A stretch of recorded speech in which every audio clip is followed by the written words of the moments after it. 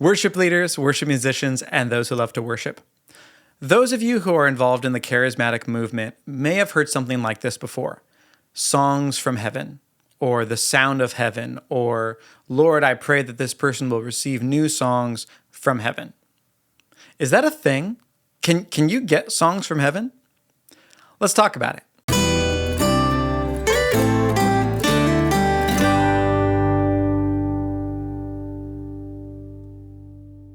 Welcome to the Worship Homestead. My name is Nathan Smith. Thanks for joining me. Today we're going to talk about songs from heaven. Do they exist? Is that really a thing? Can you get songs from heaven? What's going on there? We'll cover all of that. But first I want to give you something. If you go to my website, blueprintsounds.com, you can get access to my free guide called the Worship Booster Pack. It has PDF manuals and online classes for every aspect of your worship team, whether it's live sound for church, or songwriting, or how to build a better band. All of that is available as part of my Worship Booster Pack.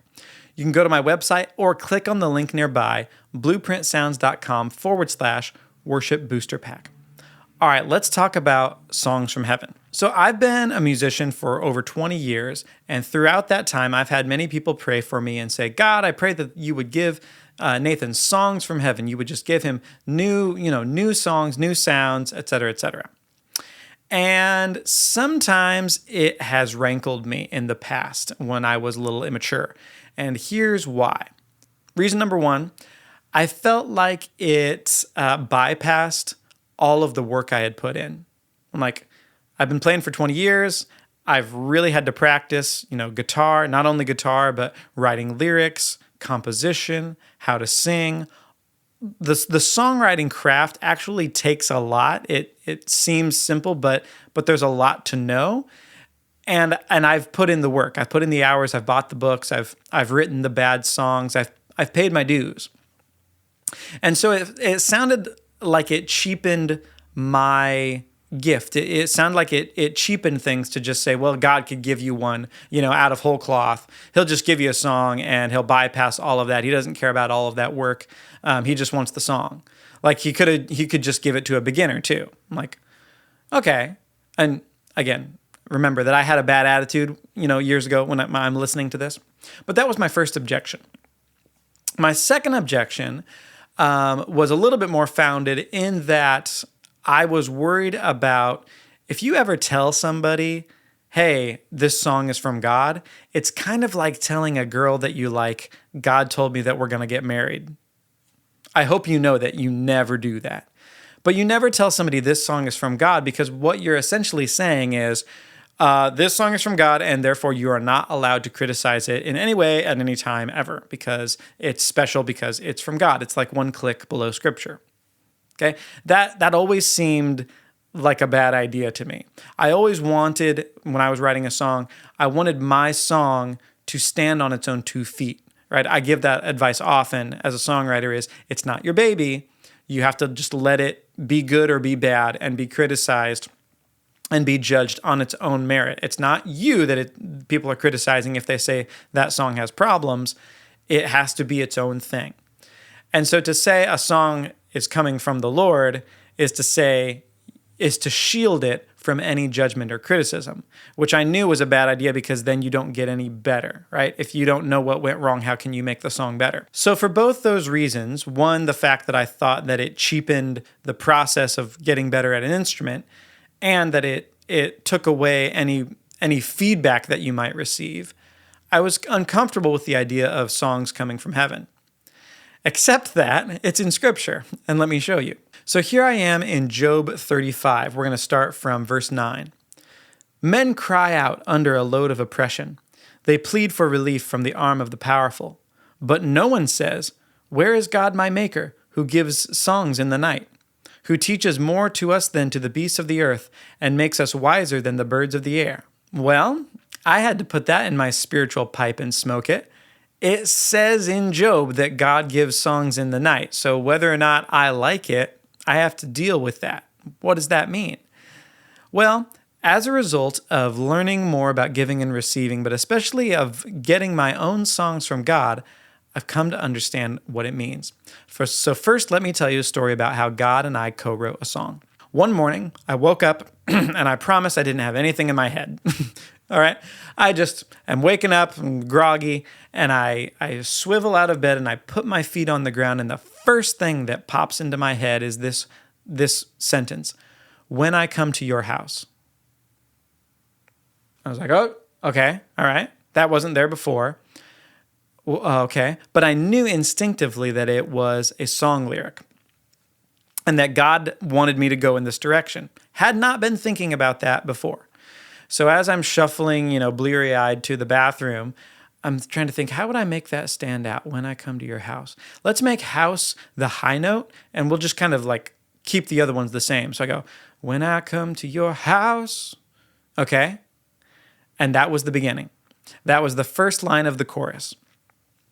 Well, it turns out that later that week, I had a road trip. I was going to another church to consult with their worship team.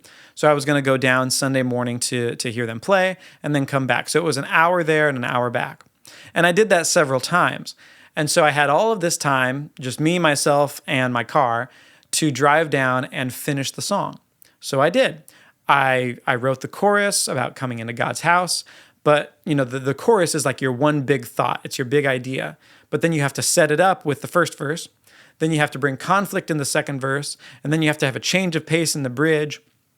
So all I'm doing is just, singing to myself, yelling as I'm going down the highway, when I come to your house, doing that songwriting thing that you always want to do by yourself. By the time I was done with that trip, I was coming back singing the whole thing front to back. Verse 1, chorus, verse 2, chorus, bridge, chorus, all of it. And I'm okay now explaining that, yeah, I did receive that song from the Lord. I just didn't receive all of it. So let me explain about giving and receiving, and we'll make this make sense. Everything in life revolves around receiving and giving, and it's in that sequence of receiving and giving. When a baby is born, it receives life and warmth and food from its mother, and it does nothing. It's only receiving. But eventually, you turn the corner, and to become a full adult, a member of society, you have to give.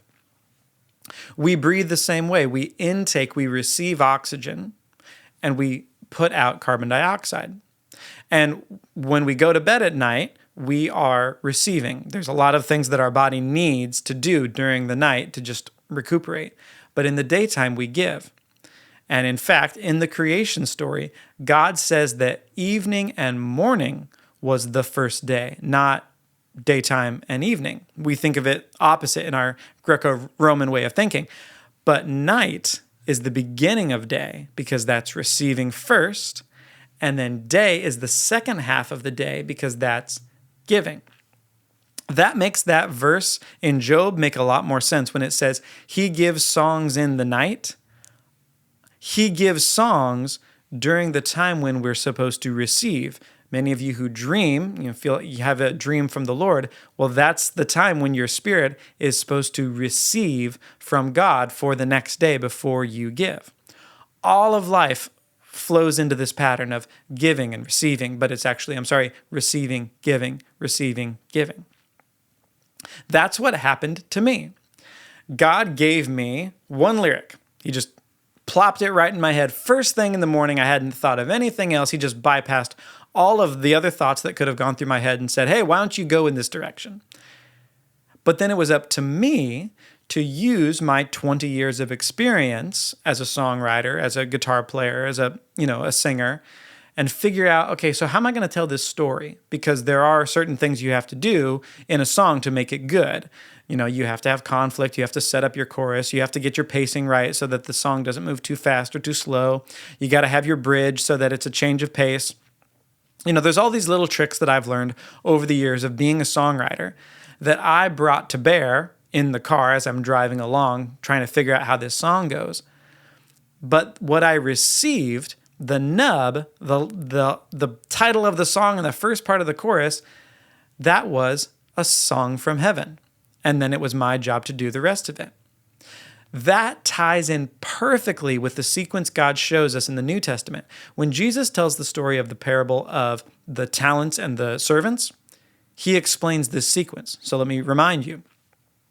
A master comes to his servants. He gives them 5 talents, 10 talents, 1 talent. He goes away on a journey. He expects them to do something with it, to invest and give back more than they received.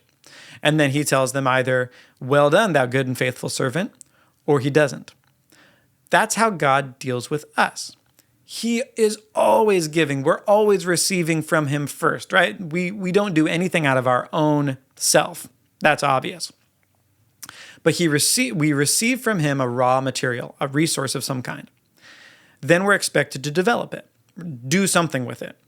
Then he checks in with us later, and we give that developed material back to him. And then he says, awesome job. Here's another one. That's a season of life. That could be a short thing, like a song, which really wasn't that long of a turnaround, or it could be years long. It could be a decades-long season of our life. Whatever it is, God expects to plant the seed in us, the soil, and then he wants to see what the fruit is so that he can make the cycle go again, because that's how creation works. He wants to grow us, and he develops us. He makes us into a son by having us do that. Take a raw material, develop it, give it back to the Lord. Great job. Next up. So when it talks about songs from heaven, if anyone has ever prayed that over you, if you're a worship leader or a songwriter and said, I pray that you get new songs from heaven, it could be that you get the whole thing at once, maybe, but it's going to be more likely that it's what happened to me, that God will give you a nugget. He'll give you one little thing, and he'll say, okay, go ahead, develop it. Use your skill, do your thing. And then I want to see what you have at the end of that. And then you're going to give that back to me. And then I'm going to give you something new. Because the point is really not the song. I mean, the song is good, but the point is that he wants to grow me. He wants to grow you. He wants to develop you, the person. And that's how he grows us, by making us develop what he's given us and learn that process of giving and receiving and giving and receiving. Now, at this point in my life, since I've matured a little bit, I'm perfectly comfortable with the idea of co-writing a song with God, of getting a song from heaven, because I understand the sequence and I understand how it works. Do I get the whole thing? Is it infallible? No, not at all. Instead, God gives me a little piece. Hey, why don't you move in this direction? I'd like to see what you do with this. And then he expects me to develop what I've been given using the tools that I have. And that in turn grows me so that it can bless other people. And then God's going to give me something new. It's all about receiving so that we can give. Hey, I hope that video helps you. And I hope that whatever aspect of life that you're in, you learn to receive so that you can give. Again, if you need help with your worship team, go to my website, blueprintsounds.com/worship booster pack. Until next week, God bless and goodbye.